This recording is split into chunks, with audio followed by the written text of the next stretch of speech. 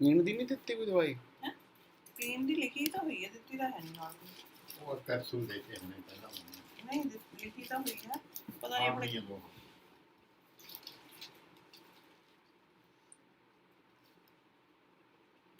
ਆਪਣੇ ਪਈ ਆ ਕਿਤੇ ਉਹ ਨਾ ਠੀਕ ਹੈ ਆਹ ਲਿਖੀ ਹੋਈ ਹੈ ਪੀਣ ਦੀ।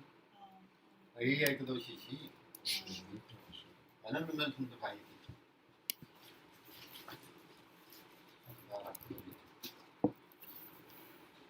ਧੋਣ ਲਈ ਰੱਖਣਾ ਉਹਨਾਂ ਉਰੇ ਰੱਖ ਇੱਕ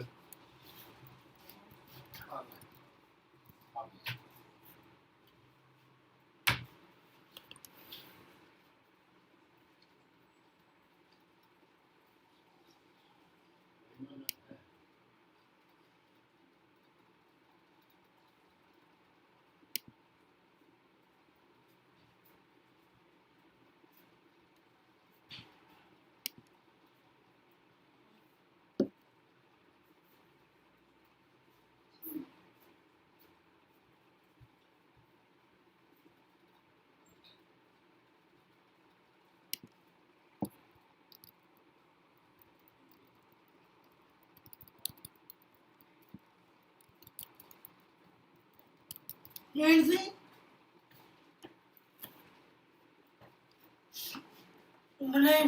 No. Nicola, what is...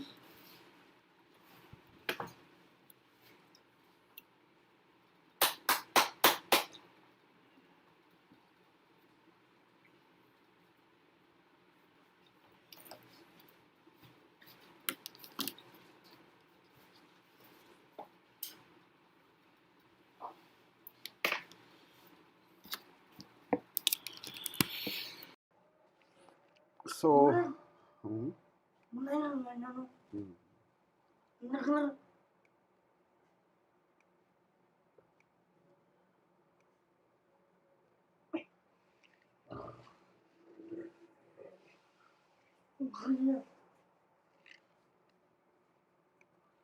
so welcome students for the next batch.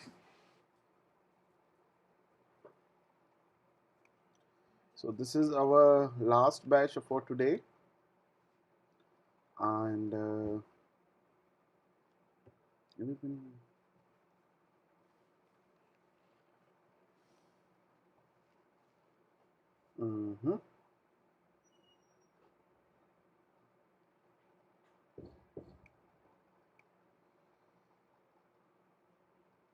so we're working on the Michaelis and Menten equation last time, Michaelis Menten equation.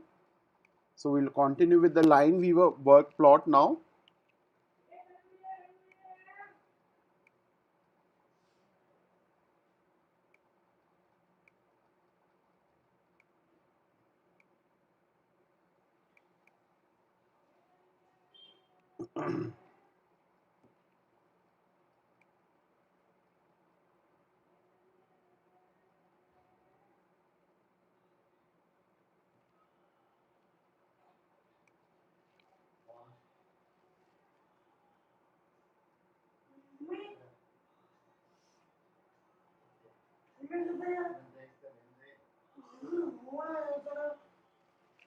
Arogya Setu.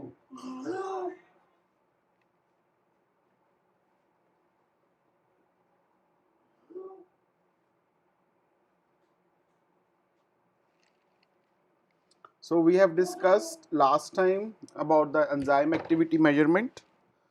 I hope this was clear.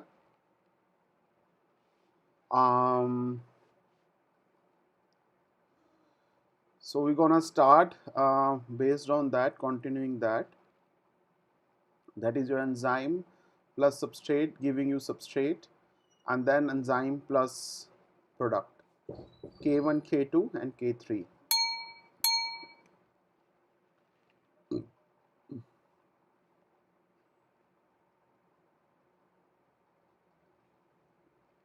So in the Michaelis-Menten equation, we are having this hyperbolic saturations of relationship between substrate and velocity of the reaction. So what we can see is that there is a Vmax, the maximum velocity the rate of fraction could go, and with the increase in rate of substrate concentration, making a hyperbolic curve, and in between the half range of your Vmax would be called half Vmax, and the ranging corresponding to substrate, that will be the Km, that is Michelson constant. So V naught is equal to Vmax multiplied by substrate concentration divided by Michaelis constant plus substrate concentration. So that's the main equation that they had derived. V naught is velocity, Vmax is the maximum velocity, S is a substrate concentration, whereas the Km is a Michaelis constant here. Now, then after this research by the Michaelis-Menten equation that we have discussed, there was one problem that it doesn't go to the full Vmax. So Vmax is approached but never approached, is approached but never achieved. To order to answer that question, but it was very difficult to find out the results because this was not graphically so much correct. So in order to answer that thing, Line-Weaver work plot was given by Dean Burke and Hans Line-Weaver. So it's called as Line-Weaver-Burke double reciprocal plot. So in this Michaelis-Menten, that is this equation with V naught is equal to V max multiplied by substrate divided by Km plus S gives out, what we do is we invert this equation like in the mathematical. We make 1 by V naught Km by S and divided by V max, and then we separate these denominators to the left and the right. 1 by V naught Km by V max multiplied by S, S by V max multiplied by S, and then we cut this S and S, so we have the equation 1 by V naught Km by V max multiplied by S plus 1 by V max. So we have a double reciprocal or Line-Weaver-Burke plot equation.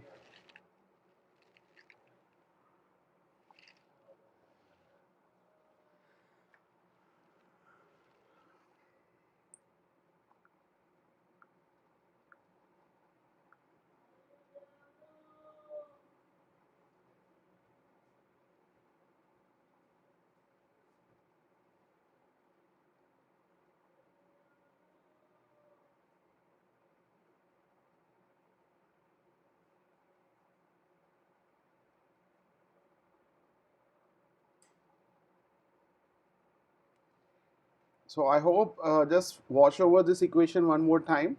What we do is that we invert this 1 by V naught Km plus S by V max multiplied by S, and then we separate these denominators. Then after separating, we are having this double reciprocal Line-Weaver-Burke equation.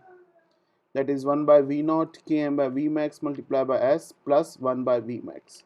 So this equation seems like to be equivalent to your slope equation, that is y is equal to mx plus c, which might be easy to draw on the graph. So 1 by V naught equals to Km by V max multiplied by S plus 1 by V max.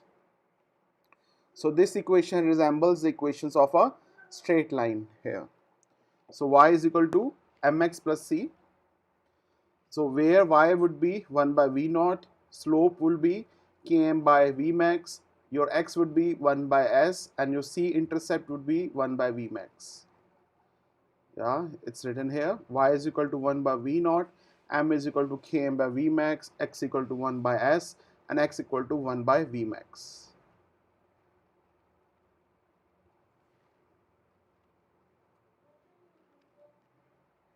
And then this is a Line-Weaver-Burke double reciprocal plot. So here what we can see is,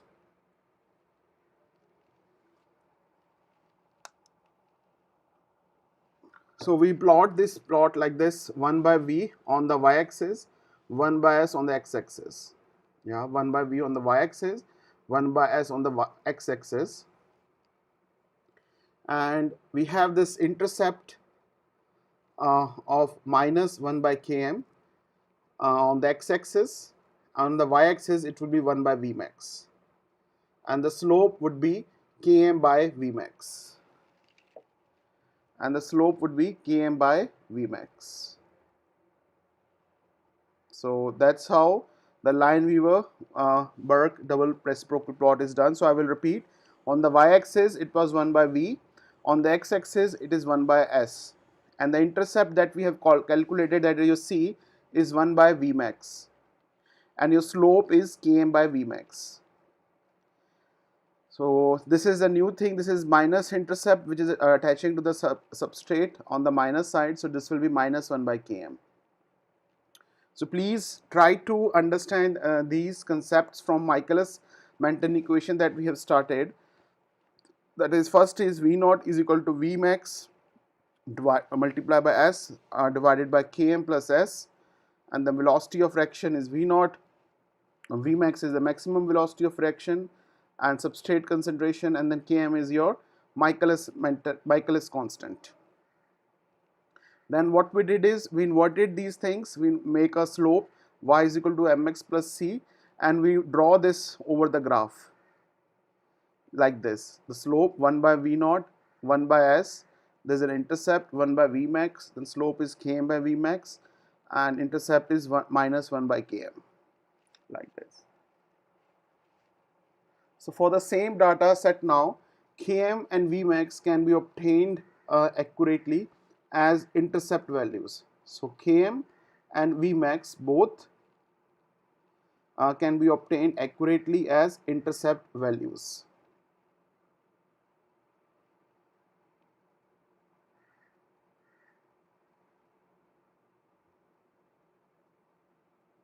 Km and Vmax can be obtained accurately as intercept values.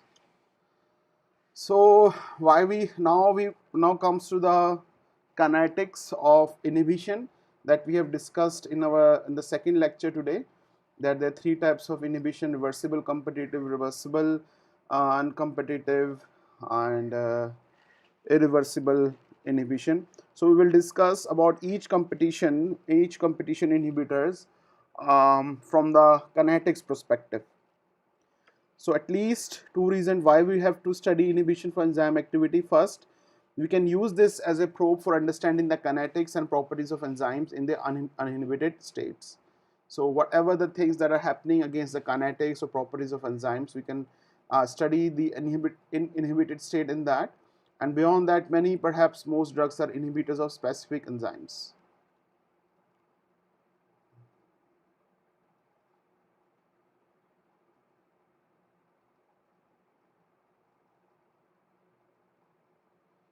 So concept of inhibition. So as we have discussed last time, inhibition is mainly happening on the active side. Sometimes the inhibitor is coming to the active side. Sometimes the allosteric inhibition is happening, that is attaching to the effector site, making a positive and negative inhibition. So there are many kinds of inhibition. So basically the concept behind is that it alters the activity site and without itself becoming altered. So ability of an enzyme to catalyze a reaction can be altered by small molecules. Sometimes they do at the active site, or sometimes they do the distance from the active site.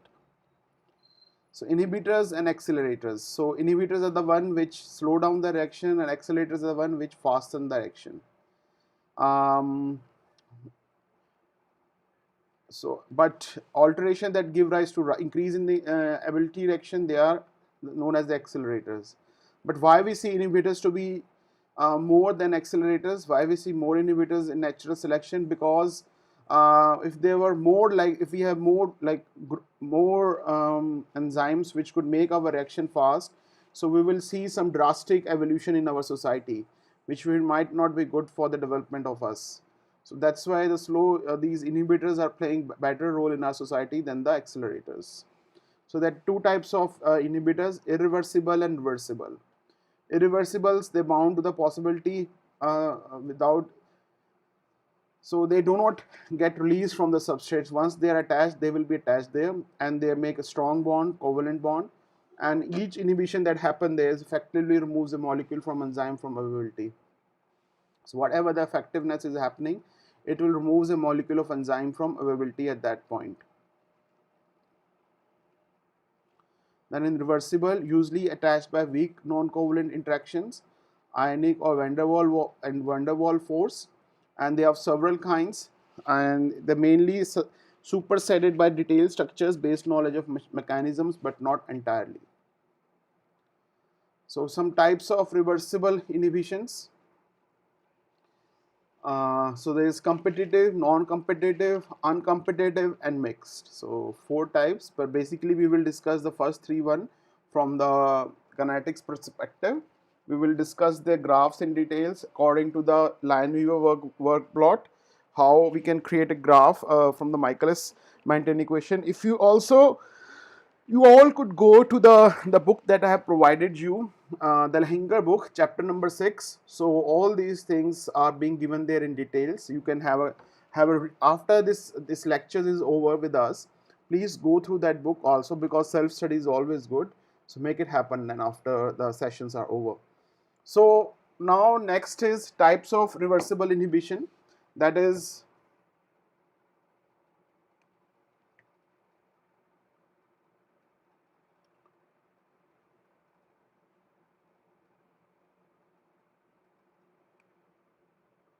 good afternoon, good afternoon. I have to in between keep checking messages if everything is fine here.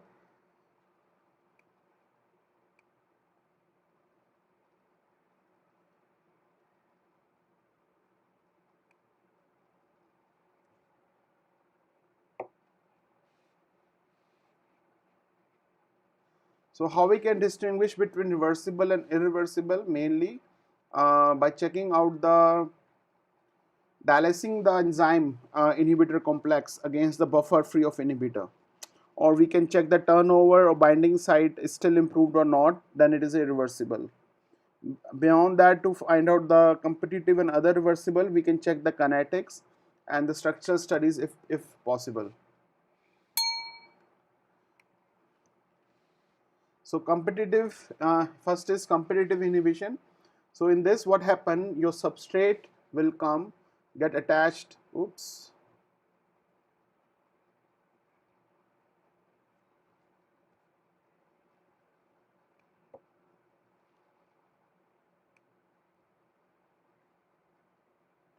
Competitive inhibition, your substrate will come attached to this site, increase substrate concentration site.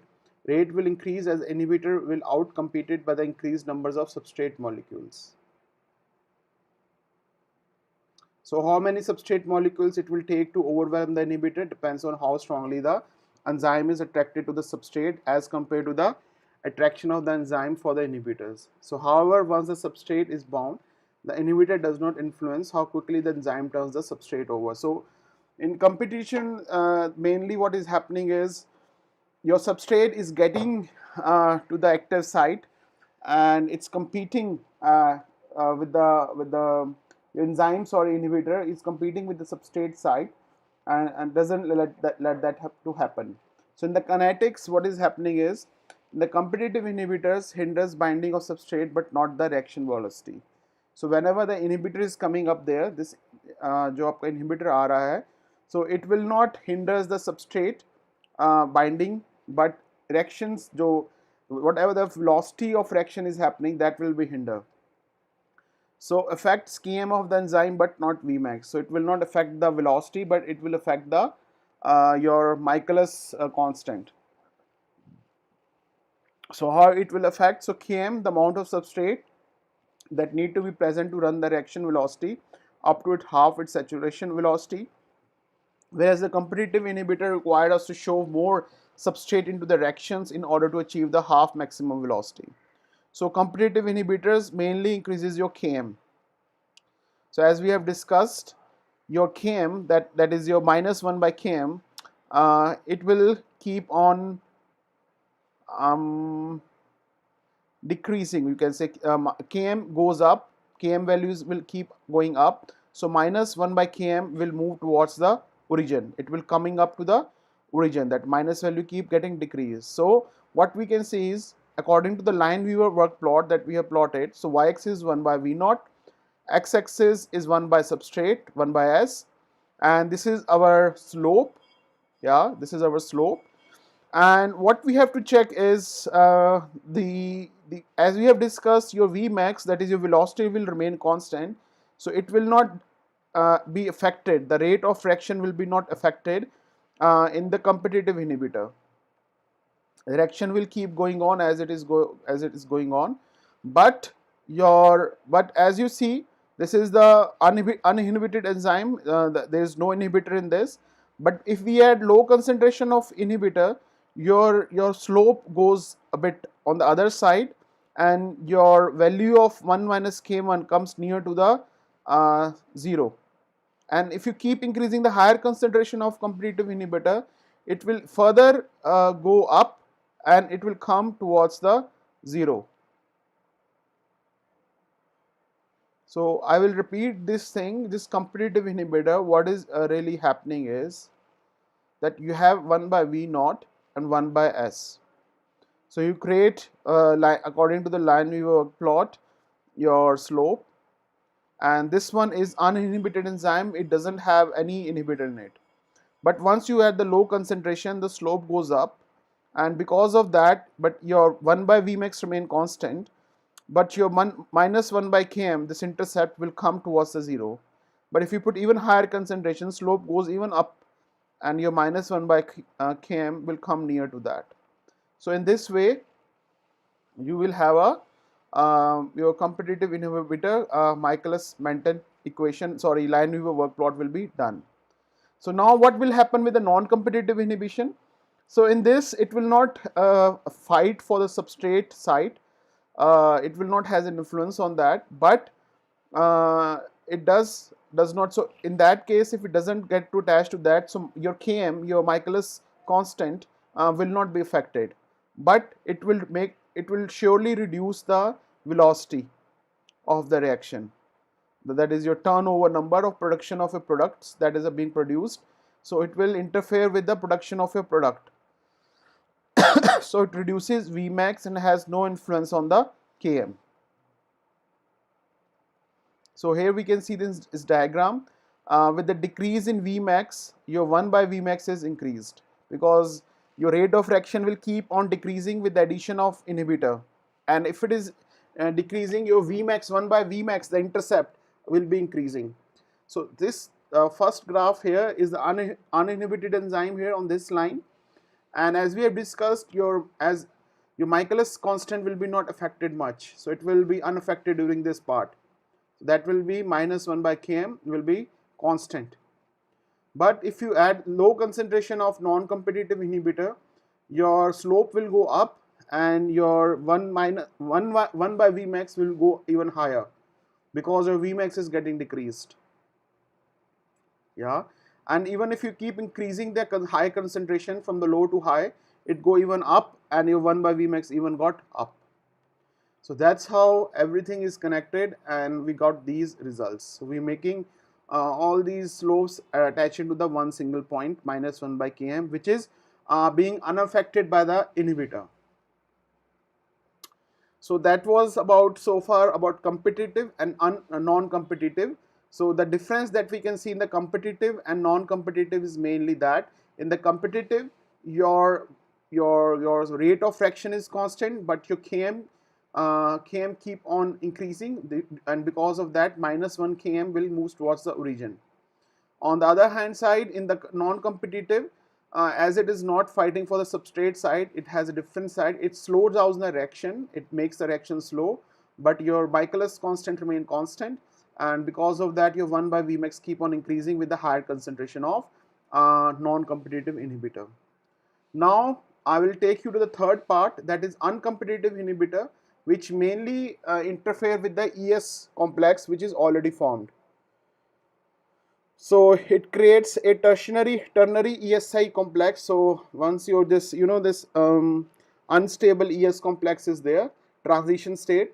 So it will attach to that part, making enzyme substrate plus inhibitor complex. So this removes ES by Lee-Chatelier principle. It actually drives the original reactions. E plus S give rise to ES to the right, so it decreases Km. But it interferes with turnover, so Vmax could go down. So if Km and Vmax decreases at the same rate, then it's classically uncompetitive inhibition. So what happened in this uncompetitive inhibition? the line Weaver-Berg plot. So what we can see is here, your Km will keep towards origin, so your Km will keep decreasing with increasing concentration of your inhibitor, and your Vmax will also go away from the origin. It will keep going up, up, up. So both things that were happening in the previous cases of a non-competitive and competitive, so both things will be happening in your uncompetitive inhibitor. And because of that, your slope, what in the earlier cases, in both cases, your slope were getting up, up, up, but in that case, the slope remained constant. So slope is the constant thing, but what we can see is uninhibited enzyme, we have 1 by Vmax uninhibited, we have 1 by Km minus 1 by Km uninhibited here. But if you add the low concentration, your slope remains same, but your 1 by Vmax got increased and your minus 1 by Km is also increased. Yeah, and then further on the top, if you keep increasing the concentration, slope remain the same, and you have a point here 1 by Vmax, and it's keep on increasing like this. So like this. So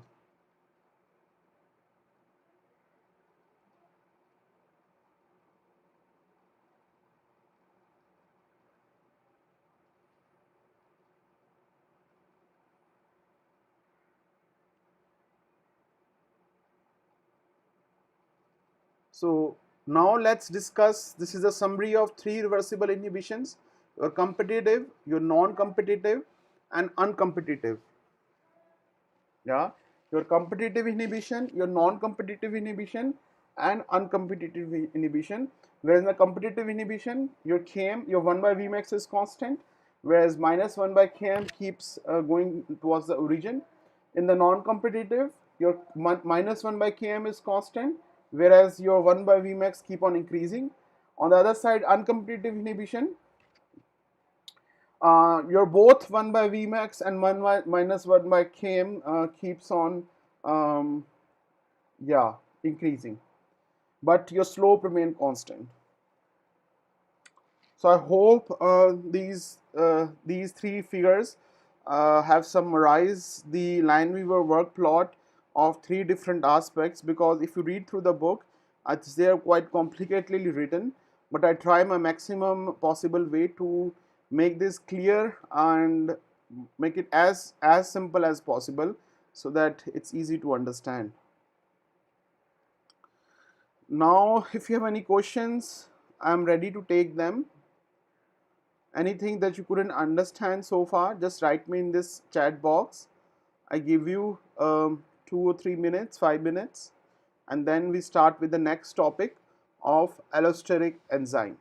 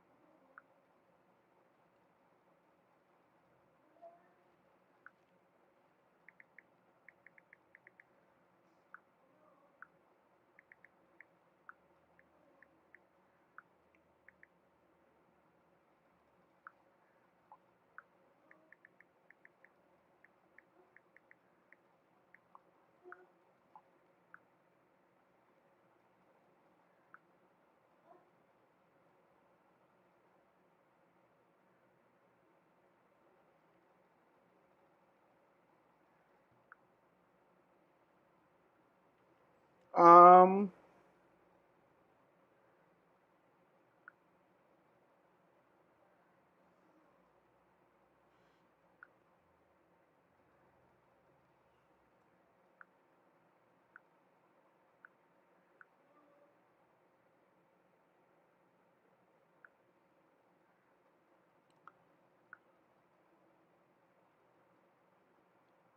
Bache, please give your honest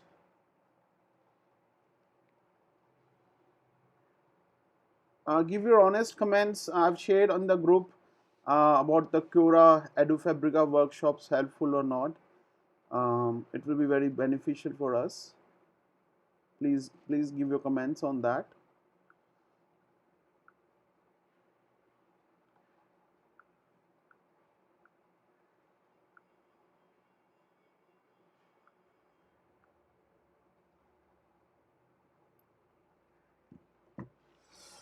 Okay, now let's start with the next topic of allosteric enzymes. So basically, allosteric enzymes are those having other shapes or conformations induced by binding modulators. So we know it has two respirator sites. So on the one side, your substrate will attach, and the effector site, your inhibitor will get your effector will attach to the allosteric site to make your active site inactive. So that's how majorly your allosteric enzymes are working. So you have a substrate that is bound to the active site in normal cases, but once the inhibitor is bound to your allosteric site, it will make your active site inactive. And this is your feedback regulation. So that's why it's called feedback regulation. And further, allosteric modulations of enzyme. So here we can see that,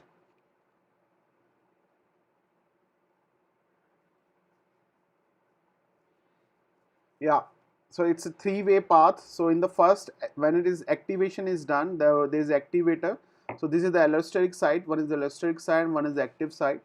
If your effector activator is there, that is your positive allosteric thing, so it will make the affinity to be very high and it will produce lot of products. But in the normal cases, if nothing will come, so normal products will produce.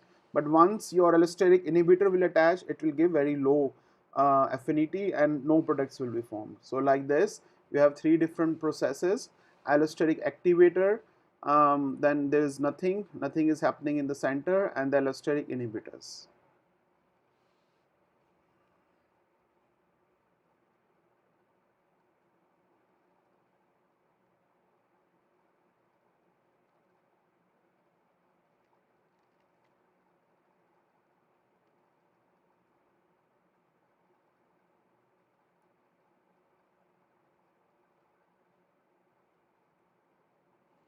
Then comes the kinetics of allosteric enzyme, how it works. So that was the basics. So basically what we have seen, the hyperbolic reactions, when we have velocity reaction versus substrate reaction. So we used to see hyperbolic curve like this. But in this case, what we mostly see is the sigmoid curve. Here we see a sigmoid curve, not the hyperbolic thing. So this might come in your, this might be asked straightforwardly in the objective type questions, that what kind of kinetics does allosteric enzyme shows. So allosteric enzymes can be regulated between very low and very high reaction states with only small changes in the substrate concentration. And allosteric enzymes are used by cells to regulate your metabolic pathways, where the concentration of cellular substrates fluctuate over the narrow concentration ranges.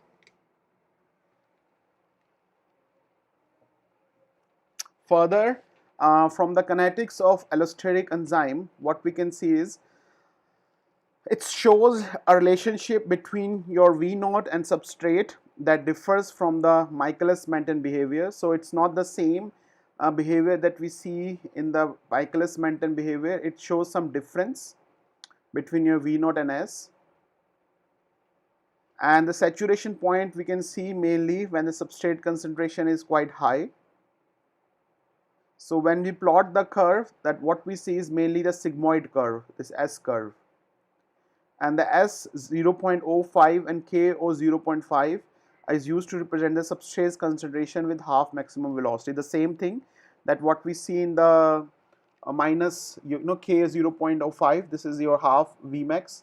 So it will be the same as it was in the Michaelis-Menten equation. But the thing is, in the allosteric enzyme, instead of a hyperbolic, it's a sigmoid curve. You have to remember that difference. So end product that we see in the allosteric inhibition is, this is the active site, yeah, and this is your substrate, no, and the end product will be coming from here. So what will we do if it is inhibition is happening? Then this allosteric site they will attach, so no substrate will attach it. But if it's not able to attach your allosteric effector, then substrate will be attached, then you can have the product. So that's how things are working in the allosteric inhibition. So I hope your competitive inhibition, uncompetitive inhibition, non-competitive inhibition, allosteric inhibition. So that's a whole new, like it's a whole like one unit dedicated to inhibitions. It has been clear for you, because most likely if you have subjective exam or anything that you're interested in future, is highly asked from these concepts. Yeah, very highly asked from these concepts. Okay, so some of the properties are shown of these allosteric enzymes, that they have one or more allosteric sites, they are binding sites distinct from enzyme sites or substrate binding sites. Molecule that binds to allosteric sites are called effectors, and further the binding to the allosteric sites alter the activity of the enzyme. This is called cooperative binding. Allosteric enzyme displays sigmoid plot, V0 versus substrate. So that's it for from this perspective of enzyme kinetics.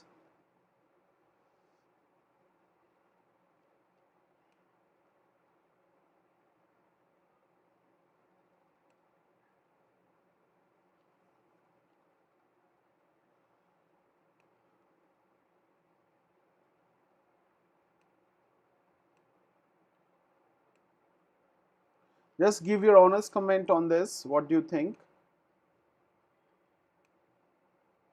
Your positive comments will really help us to grow.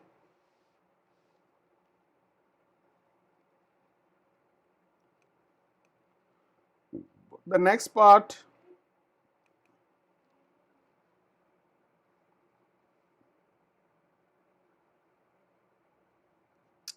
there's a notes from E Patshala. I also really like them.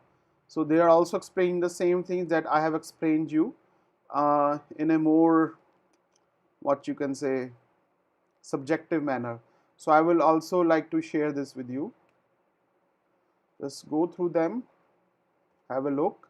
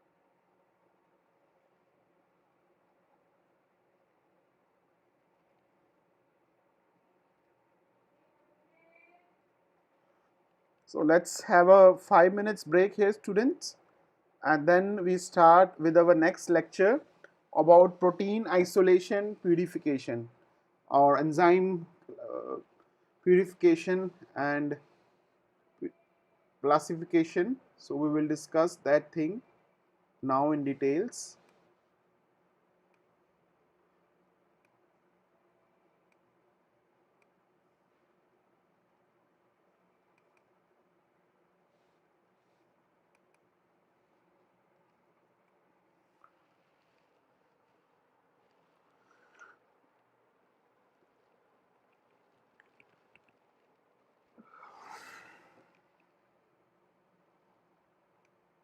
It's the same enzyme or protein. For all, the process is the same. So we will continue with this lecture from now onwards. We will discuss about various techniques that are done in order to purify your enzymes and the large scale. We will discuss mainly your chromatography techniques and all these. So we start at is 345. At 350 we will start positively.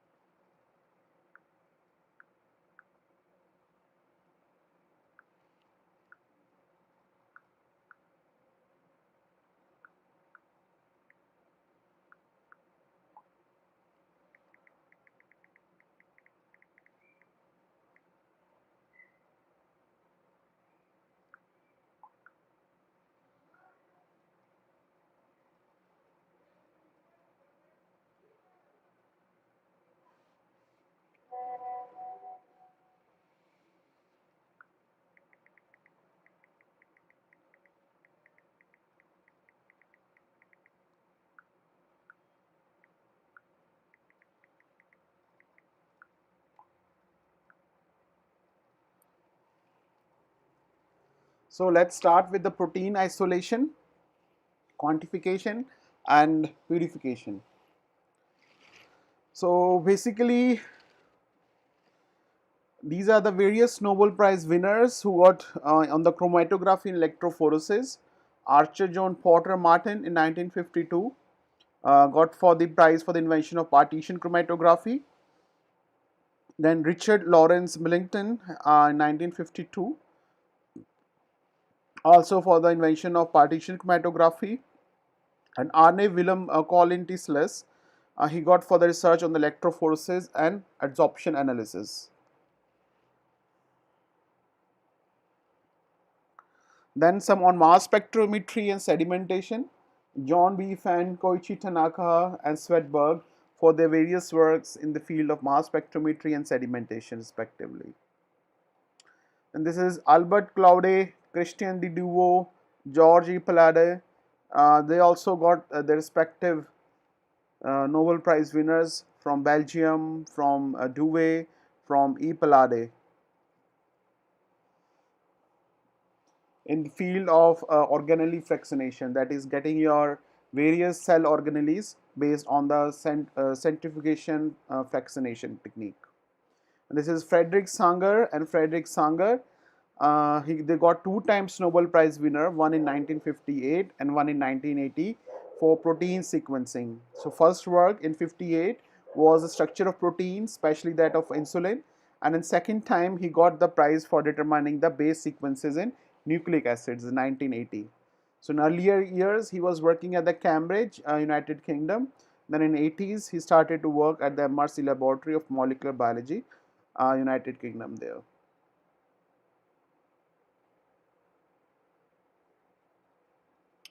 So first step for the protein isolation is or enzyme isolation that you can do is you disrupt your cells, you remove your cells and then do the crude separations and homogenates into the fractionation. The homogenization could be done with the help of sonication, osmotic shock or French press, whereas the fractionation could be done with the help of centrifugation, differential centrifugation, ammonium sulfate precipitations, or with the help of pH and heat. So here we can see that with the help of differential centrifugation, you have a homogeneous form of one cell, and then you centrifuge for the 500 G for 10 minutes. And the pellet that we see here that we got, it will be mostly consist of nuclear fractionation, and the supernatant will have 10. When we take the supernatant, it went for 10,000 G for 20 minutes, and the pellet that we see is mitochondrial fractionation. Then further 100,000 G for 1 hour, and then we have the cytosol soluble proteins having a microsomal fractionation at the end.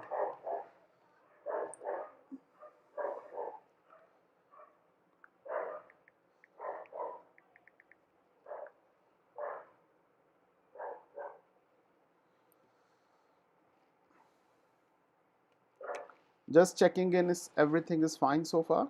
Okay.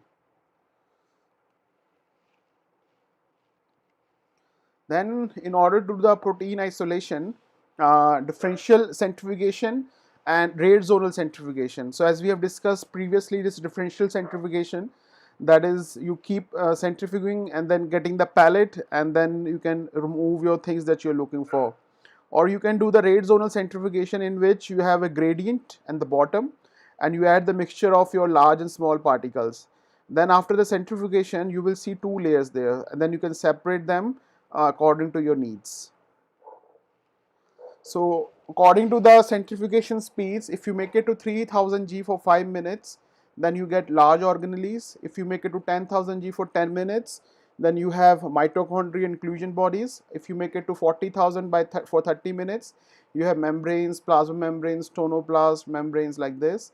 If you make it to 200,000 for 16 hours, then you have a large protein complexes.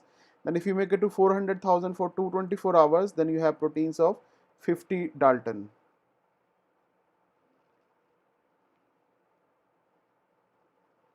Then sedimentation velocity technique. Um, so what will happen is there that you have a low density solution and high density solution. You mix them together, and then you add your sample on top, and then it's go for centrifugation. And according to its density, your mixture could be changed, differentiated. This blue, green, red, like this. This is not required. Now is the your and how you once you are done, you have isolated your enzyme. How you could then quantify that enzyme, protein enzyme is same thing here, but in this whole topic, wherever you will study about enzyme quantification, enzyme purification, the lectures that would be, it's quite similar to your, it's not quite, it's totally apt, because enzyme is another form of protein actually. So whatever the techniques that we are using for protein, we will be using the same technique for your enzyme also.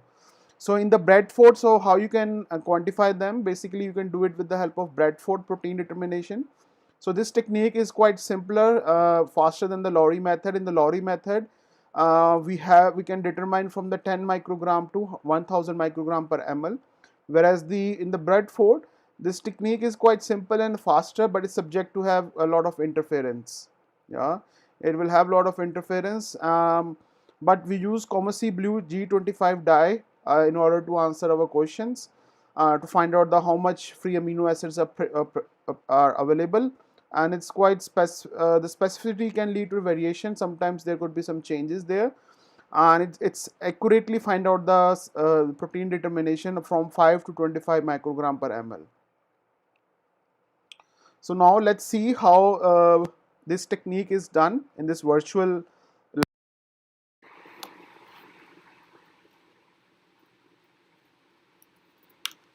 In this video, you will learn how to perform protein quantitation using the Bradford assay. Protein quantitation is one of the most commonly performed procedures in a biotechnology laboratory. In this activity, the protein concentration in milk will be measured using the Bradford assay. For this activity, you will need 1x Bradford reagent and 1x phosphate buffered saline, or PBS. Using a 20 to 200 microliter micropipette, set the pipette to 98 microliters. Pipette 98 microliters of 1x PBS into an empty microcentrifuge tube labeled sample.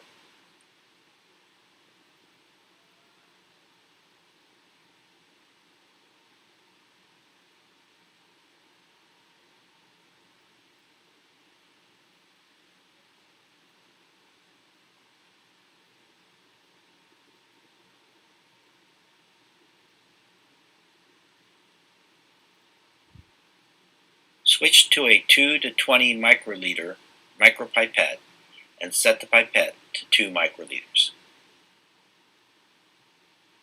Pipette 2 microliters of milk sample into the microtube labeled Sample A.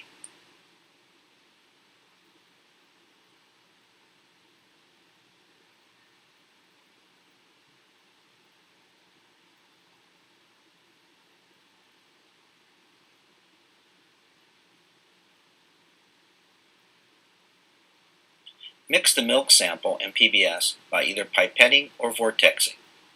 This mixture has diluted the milk to 1 part in 50.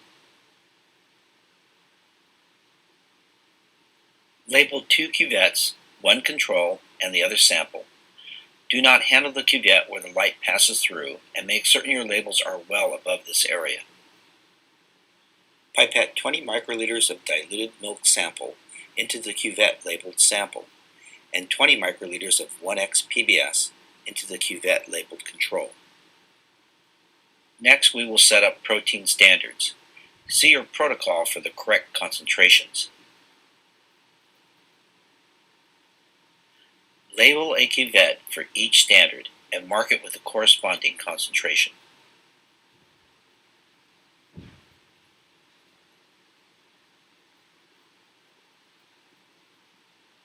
Next, add 20 microliters of each protein standard into the corresponding cuvette.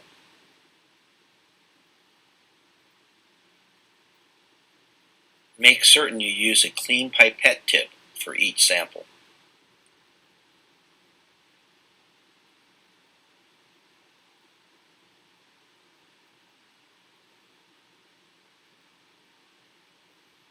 Now you are ready to add the Bradford reagent to all of the cuvettes you have prepared, including the sample and control. Add 1 milliliter of 1x Bradford reagent to each of the cuvettes. Mix completely by pipetting up and down with the micropipette.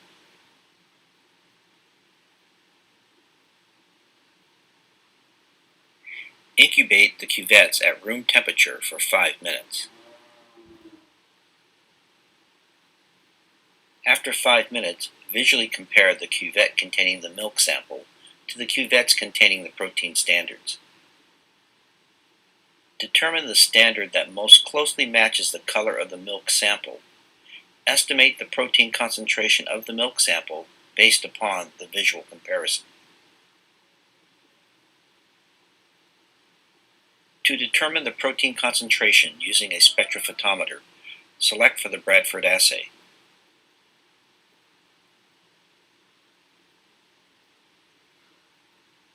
When asked to insert blank into the spectrophotometer, insert the cuvette labeled Control.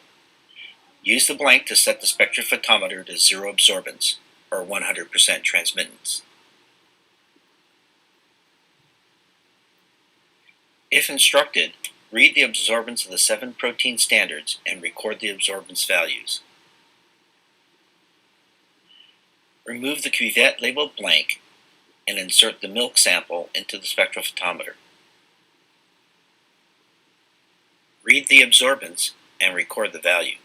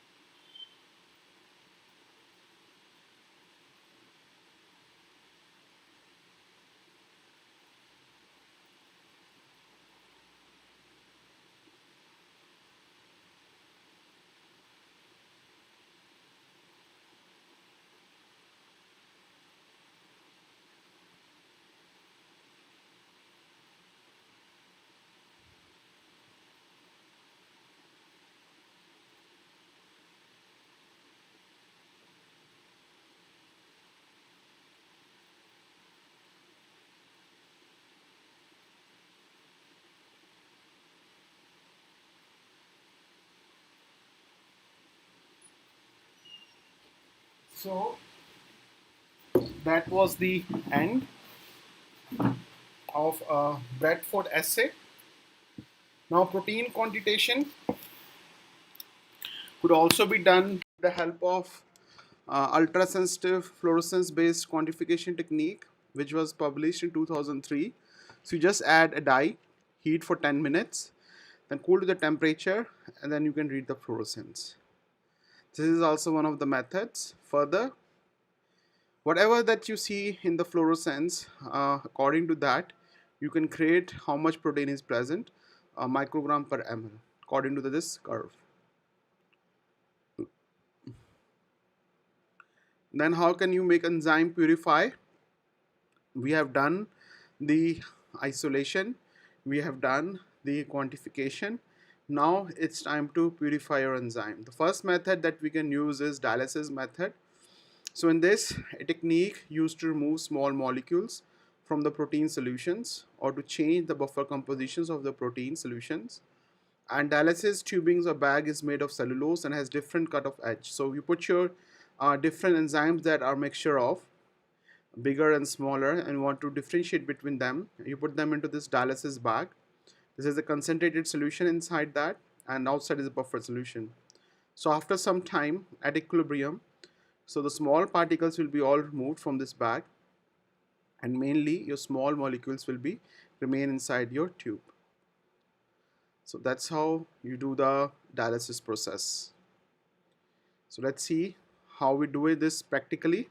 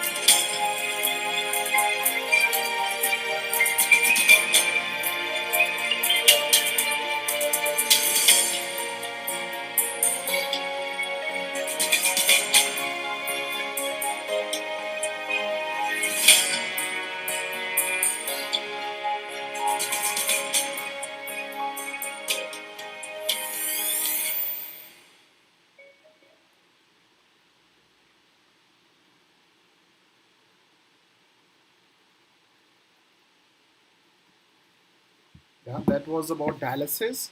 Now comes the next part, the major part, that is chromatography, which is being highly used in the case of our enzyme purifications at very large level. So you can use liquid chromatography, gel electrophoresis, your gel exclusion chromatography, ion exchange chromatography. There are many kinds of them. In majorly, what happens is there is a mobile phase and there is solid phase, and we just differentiate our things based on different things. So here we can see the first one, that is your protein or your enzyme.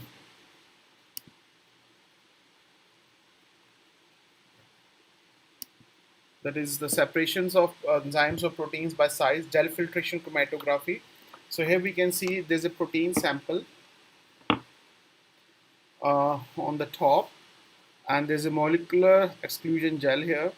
And what you do is, once you added your sample, they will slowly start to get separated according to their size. So what is happening in this gel is that you are having these carbohydrate beads, polymer beads, which will be separated if you add your sample. So like red, green, and yellow. Yellow ones are the bigger size. The green ones are smaller, even middle size, and the red ones even smaller. So red ones will get hold into this carbohydrate polymer beads, where the green ones will go slowly down and the yellow ones start to flow down. The first one you will see the yellow one coming out because of the larger size, then comes the green, then comes the red one slowly. So in this way we can separate between three different enzyme products that we are having in one thing, and we can purify them later. That's the same thing, it has been explained in this diagram. So we can check now how this technique is done in practical way. We're starting with gel filtration medium. This is Cefidex G50. The number here gives you an approximation of the size exclusion. So this is will exclude proteins above 50 kilodaltons, 50,000 molecular weight. Inside is a white powder. In the speaker I put 9 grams of the G50 powder, and I swelled the powder overnight using this tris buffer, 30 millimolar tris buffer, pH 8.0. You can see that the 9 grams has swollen up to a volume of about 90 milliliters, almost 10 milliliters per gram of solid. Now I'm going to gently stir the gel. It's important not to stir this too vigorously. Don't mechanically stir this. That can break your gel particles up into very fine dust, which will impede your flow rate in the column. So this is making a slurry. I'm using a sawed-off pipette to transfer my slurry to the column.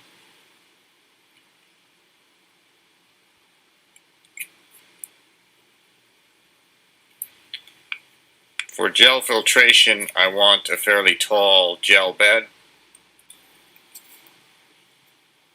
So I'm trying to mostly fill this column. And excess buffer will drip out the bottom. So here you can see the drips coming out the bottom. Gel bed is starting to settle a little bit. Gel bed is right here.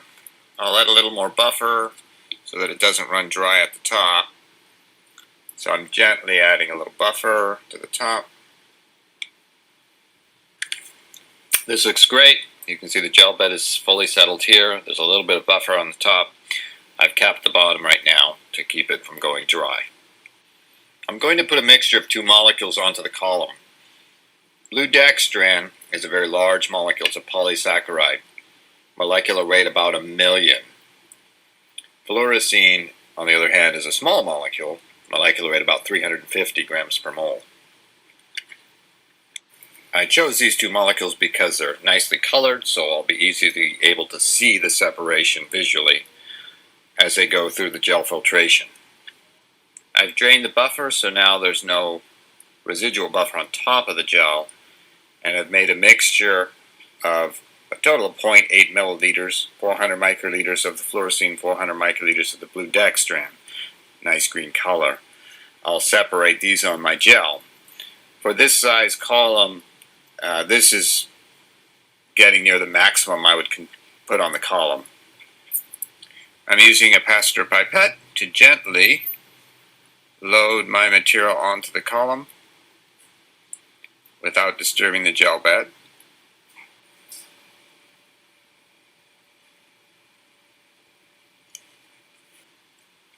So here you can see the blue molecules, the large molecules, are moving faster through the gel. So I'll hope that I can get a complete separation between the blue and the yellow. Now the excess on the top of the gel is all soaked in.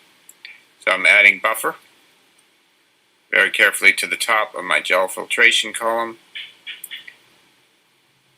I'll just add a fraction of a milliliter first to help get everything into the gel before I add a large volume of buffer. So now the separation has proceeded somewhat. I'm going to try to add a decently large volume this time of buffer on the top. About a milliliter would be great. If I do this well, then the buffer that I put on the top remains colorless because all the colored molecules have already gone into the gel.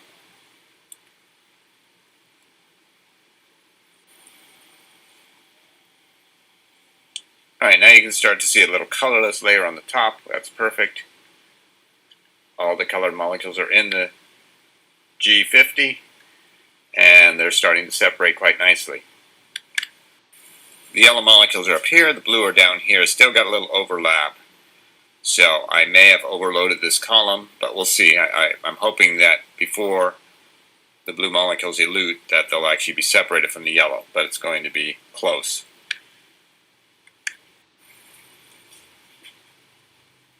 So out of the bottom now, blue liquid is dripping. You can see I do have a colorless layer starting to develop here. The fluorescein has been slowed down by the gel filtration. The blue dextran is coming through. So this technique is often used to separate a protein, which is large, from the small molecules that could be salts or could be a fluorescent tag that is unwanted. I've topped up with buffer on the top so that it never runs dry. The fluorescein is now eluting from the column.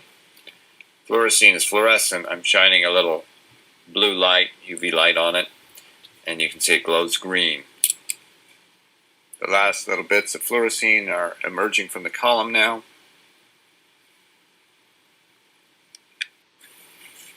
Here's the fractionation. This first tube has nothing in it. So this volume, which looks to me about 2.5 milliliters, is called a void volume, where nothing comes out. But then the blue molecules, the blue dextran, came through the column swiftly. So this is about a milliliter.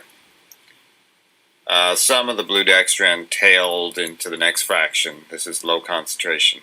Then I have a nearly colorless fraction here, and then the fluorescein starts coming out here. Fluorescein stopped coming out right about here. So the total volume will be 2.5, 3.5, 4.5, 5, 6, 7, 8, 9, about 10 milliliters is the total volume, which is what I would expect for a column of this size. Often what you want is just this first fraction with the large molecules. If you're trying to desalt a protein or remove the unbound label from a protein, then this is the fraction that has value. These fractions would just be junk. The original mixture, you can see, glows nicely. And what I believe is isolated blue dextran from the column has no glow in the UV. That's a sign that I have successfully separated out all the fluorescein from the blue dextran. So the column, if I've done it well, comes out completely colorless. It's reusable. Sometimes microorganisms like to grow in the Cephadex, so if you want to preserve your column for a long period, keep it in the fridge, certainly. And sometimes azide is added to the buffer to prevent growth of microorganisms. Here's tris buffer with 0.01% sodium azide, and this will prevent microorganisms from chewing on the dextran that's in the column if you're storing it over a long period of time.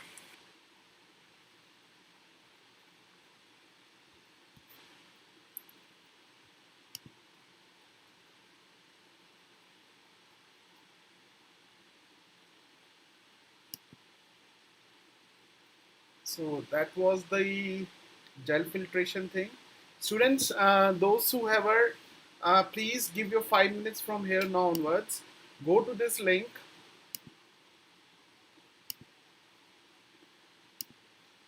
that I had shared in the group, and this one Cura group, and yeah, just register yourself, and after registration please give me your screenshot that what you have written there, so that I can share with my seniors body. So please do the these things. It will be very helpful for us to grow. If you are interested in further any other workshops, you're most welcome. You can ask Vatsal sir and Shivani ma'am. They can guide you for further bigger, because these were very small workshops, and I am trying to give you maximum as possible. But still, we can have a 25 days workshop of the same, where we could learn more things in a better way. So let's continue with ion exchange chromatography.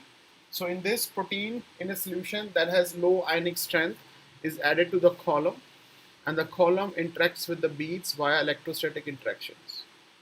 So resins carrying positive charges are called anion exchangers, where the anions will exchange on this type of column. So here we can see there is a cation exchangers and anion exchangers. So in this cation exchanges, what is happening is we have positively charged protein binds to the negatively charged beads. So we have most beads to be negatively charged presence, and negatively charged proteins goes out from there, and the positive ones will remain attached. So there are two types of ion exchange chromatography, that is cation exchange chromatography and anion exchange chromatography.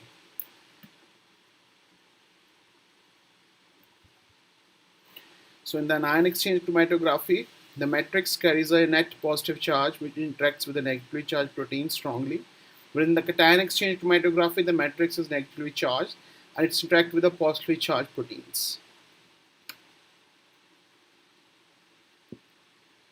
Some of the examples of these strong cations and anions. So let's see how the ion exchange chromatography is done. Ion exchange chromatography is a chromatography process that allows the separation of ions and polar molecules based on their charge. As well as other forms of chromatography, in ion chromatography, there is a mobile phase, which generally consists of buffer solution. And there is a stationary phase which consists of a matrix that contains charged ionizable functional groups. This type of chromatography is subdivided into anion exchange chromatography and cation exchange chromatography. Anion exchange chromatography. Negatively charged molecules are attracted to a positively charged solid support, which is usually beads that provide a positively charged surface, such as resin quaternary ammonium. In cation exchange chromatography, positively charged molecules are attracted to negatively charged solid support, which is commonly beads that provide negatively charged functional groups, such as resin methyl sulfate. Ion exchange chromatography is frequently used for the separation and purification of proteins. The basic process of this chromatography can be represented in 4 steps: conditioning or equilibration of the stationary phase, sample loading, washing, and elution of the retained molecules. The first step is the equilibration of the stationary phase to the desired start conditions. The pH and ionic strength of the sample buffer are selected to ensure that, when sample is loaded, proteins of interest bind to the medium, and as many impurities as possible do not bind. Therefore, the same buffer is used for the equilibration of the stationary phase. When equilibrium is reached, all stationary phase charged groups are bound with exchangeable counterions, such as chloride or sodium.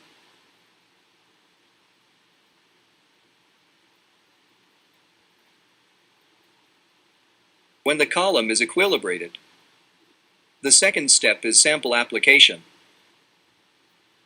Depending on the pH of their environment, proteins may carry a net positive charge, a net negative charge, or no charge. This net charge can be determined by comparing the pHi of each protein with the pH of the buffer. Proteins are large biomolecules, consisting of one or more long chains of amino acid residues. Amino acids are organic compounds that contain amine and carboxyl functional groups, along with a side chain specific to each amino acid. Depending on the pH of their environment, the amino group can be protonated and become positively charged. The carboxyl group can be deprotonated and become negatively charged. And the side chain of some amino acids can become positively or negatively charged due to the gain or loss of protons. So, the net charge on the molecule can be positive, neutral, or negative. The isoelectric point, or pHi, is the pH at which a protein carries neutral charge. At a pH below their isoelectric point, proteins carry a net positive charge. And at a pH above their isoelectric point, they carry a net negative charge. In this example, the pH of the buffer is equal 5, consequently, protein A has a net negative charge. And both protein B and C carry a net positive charge. In addition, protein C is more positively charged, since its pHi is higher than the pHi of protein B.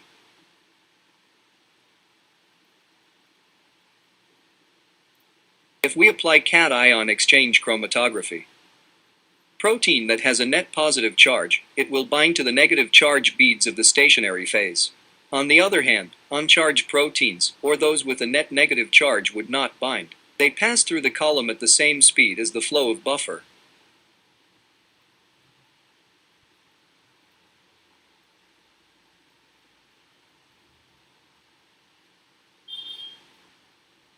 When all the sample has been loaded, the next step is column washing. The column is washed with start buffer.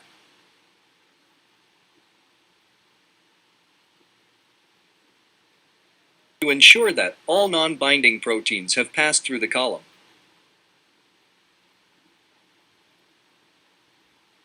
When all the sample has been loaded and the column washed, conditions are altered in order to elute the bound proteins. Most frequently, proteins are eluted by increasing the ionic strength of the buffer, or, occasionally, by changing the pH. As ionic strength increases, the salt ions compete with the bound components for charges on the surface of the medium, and one or more of the bound species begin to elute and move down the column. The proteins with the lowest net charge at the selected pH will be the first ones eluted from the column, as ionic strength increases. Similarly, the proteins with the highest charge will be most strongly retained, and will be eluted last.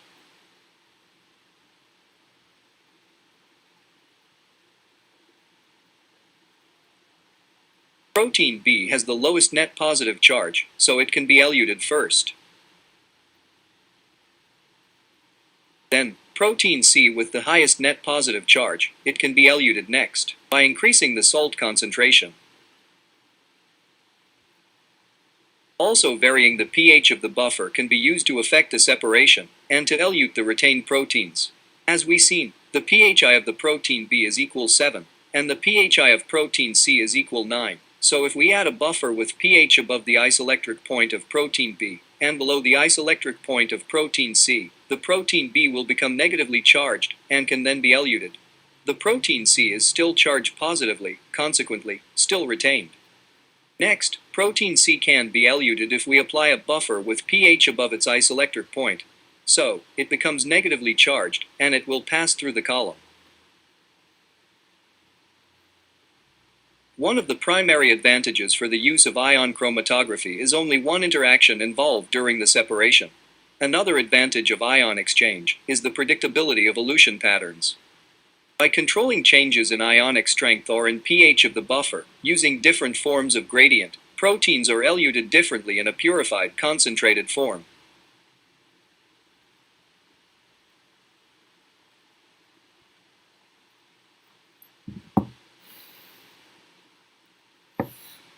So that was about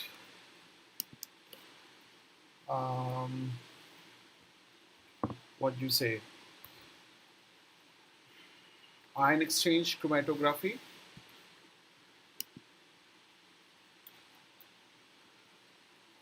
So before we go ahead okay, we finish this affinity one, then we take a break for the HPLC. So in affinity chromatography, this method relies on the knowledge of the properties of the enzymes or proteins that you want to isolate. So either antibodies must be available of that raised against the enzyme, or the enzyme must be known to bind to the substrate.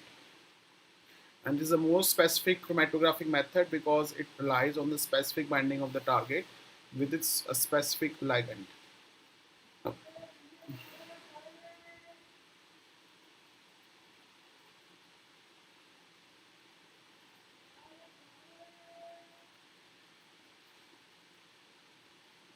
Then glucose binding protein attaches to glucose residues on beads.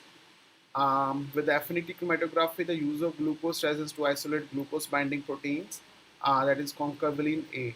Then addition of glucose to it, then glucose binding proteins are released on the addition of glucose later on.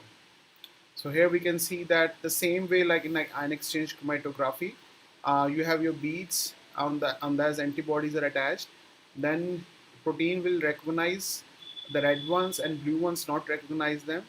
Then you wash them away, then elute them with the pH buffer 3. So you have 1, 2, 3 like this. So further they get eluted. So let's see how this is done.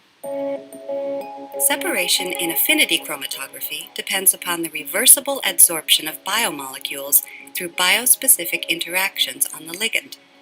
Most affinity chromatography experiments are performed in three main stages: equilibration, sample application and wash, and elution. The first step is the equilibration of the stationary phase to the desired start conditions. The second step is sample application and wash. The goal in this step is to bind the target molecules and wash out all unbound material. Non-binding molecules will pass through in the flow-through during washing with binding buffer. In the third step, elution, biomolecules are released from the biospecific ligand into the elution buffer by change in the buffer composition. A common way is to increase pH of the buffer.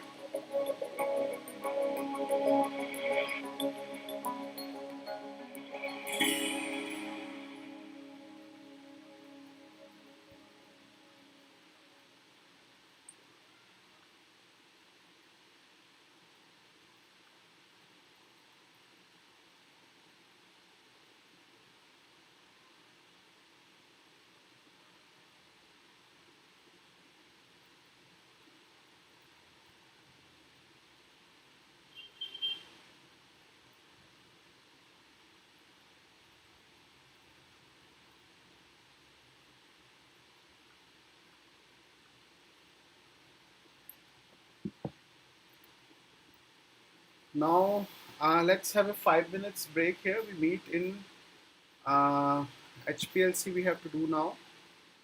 And yeah, it's time. So I need to drink water and then come back and then we continue with the HPLC part.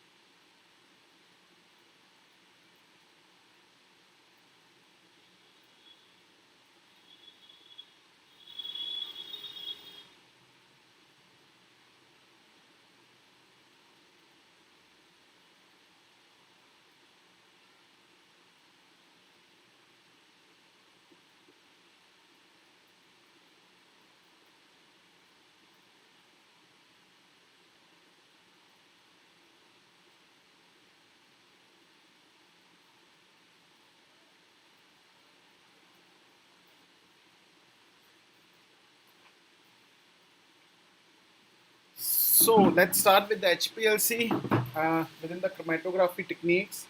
Basically, HPLC is done for the high pressure liquid chromatography.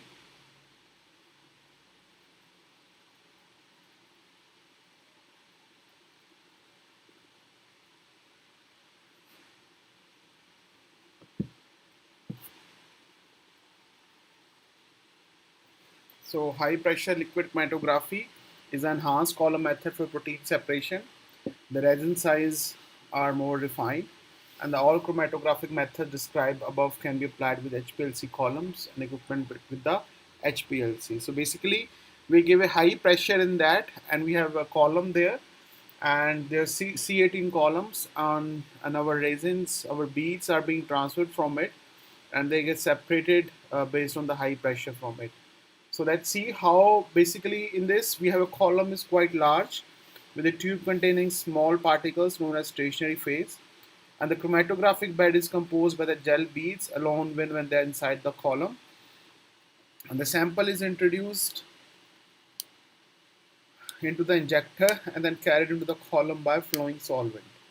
So once in the column, the sample mixture separate as a result of different components adhering or diffusing into the gel.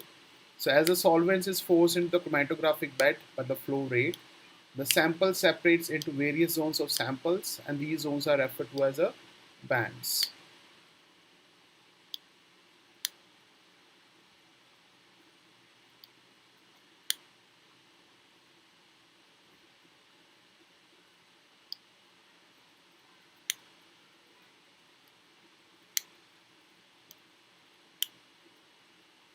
So we get these bands when we run them. So absorbance at 220 nanometer with time minutes as written there. So at the 5 minutes we see one product. At the 7 to 8 minutes we see 2, 3, 4 products, and at the 10th minute we see the fifth product, and we can separate our things like this. So let's check how the machinery, how the mechanism of HPLC works actually.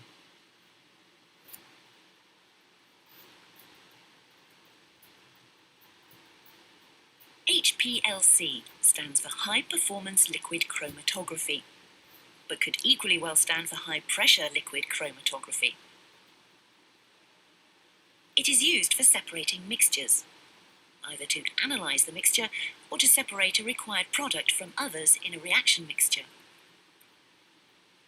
It can also be used to find the relative amounts of different components in a mixture.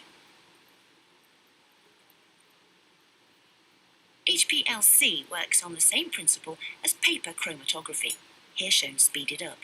A liquid, called the mobile phase, moves past a solid, the stationary phase.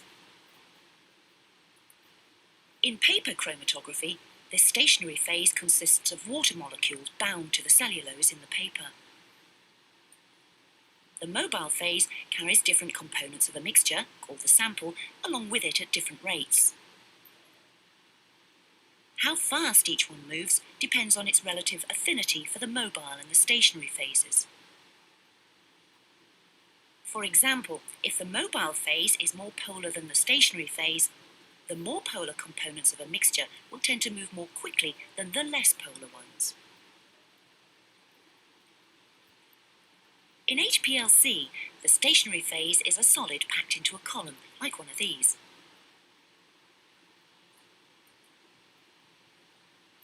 This particular column contains silica particles to which C8 hydrocarbons are attached, making the stationary phase nonpolar.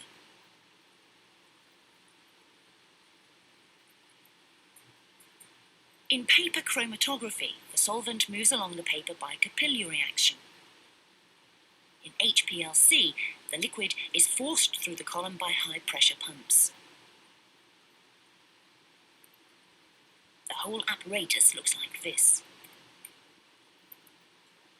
These bottles contain solvents. Two solvents can be mixed in any proportions to give a mixture, the liquid phase, of suitable polarity for the separation that is being done. In this case, one solvent is water, very polar, and the other ethane nitrile, less polar. The operator can decide on a mixture with the correct polarity for the separation she is doing. These are the pumps. They produce a pressure of 15,000 kilopascals, 150 times that of the atmosphere, hence the name high-pressure liquid chromatography.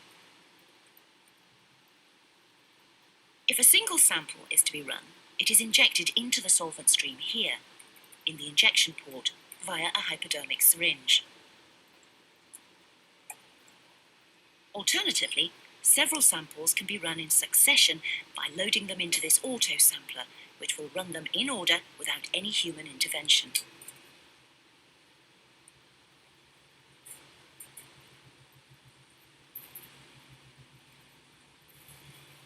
The pumps force the mixed solvents through the column. The solvent emerging from the column and carrying the separated components of the mixture passes into the detector. Here, a beam of ultraviolet light shines through it. This light is set at a wavelength that is absorbed by all the components to be separated. When the detector reading drops, the component that is absorbing UV light is coming out of the column and passing through the detector. Many alternative types of detector are possible. This one measures refractive index. The time that each component takes to come off the column is called its retention time and can be used to help identify it. Here, the Hplc instrument is being used to separate a mixture of two steroids used in a pharmaceutical preparation. The column chosen is packed with a non-polar solid. The tails of the molecules represent hydrocarbon chains C8H17. Having chosen the solvents, detector wavelength and flow rate, a single sample is run by injecting about 20 microliters into the injection port.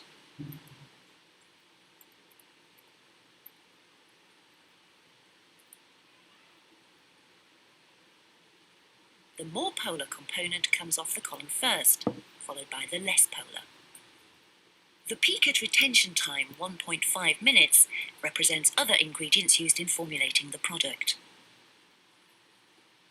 This is the pharmaceutical product, and behind it, its chromatogram.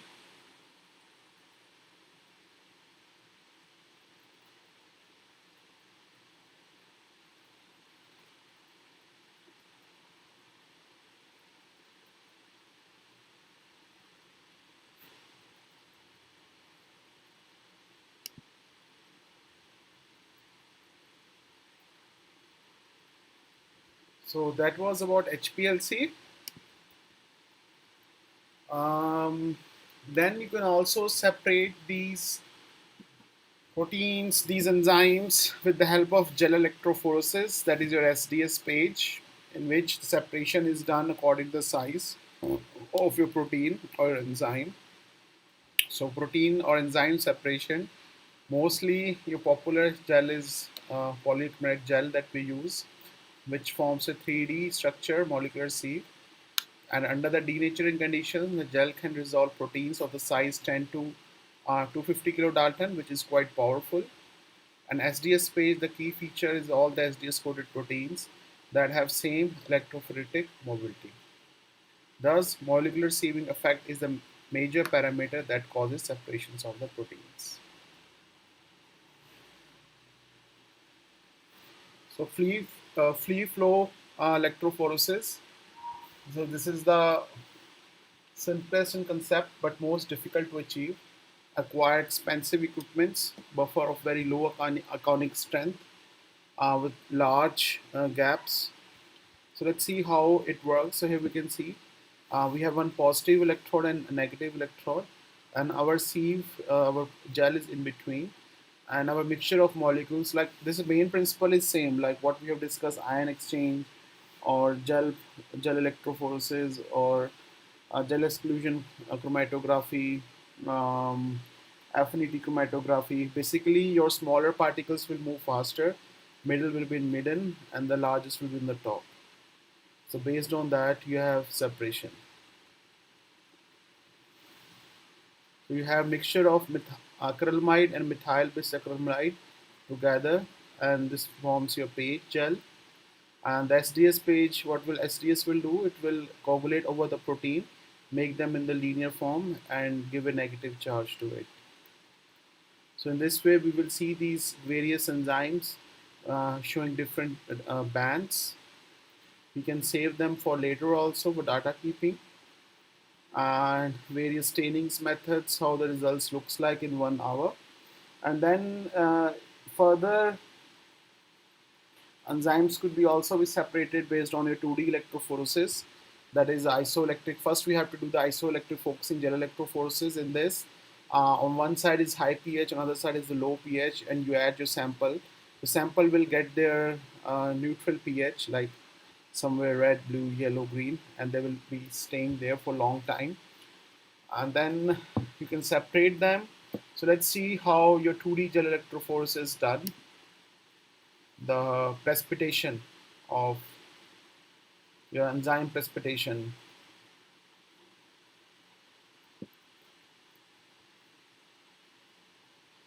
It has no voice, but it's the text is coming at the bottom.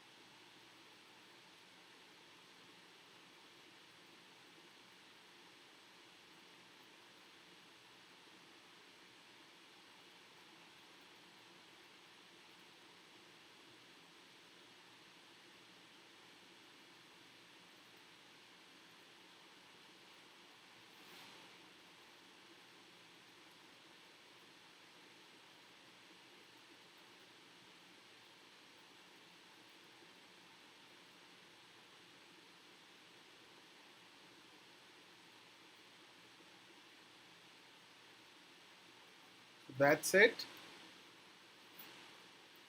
So further, it will be too much for us today, so I will stop it here. And if you are, so any questions you have, students, please feel free to ask me. I can answer your questions now. So I will share this presentation with you also.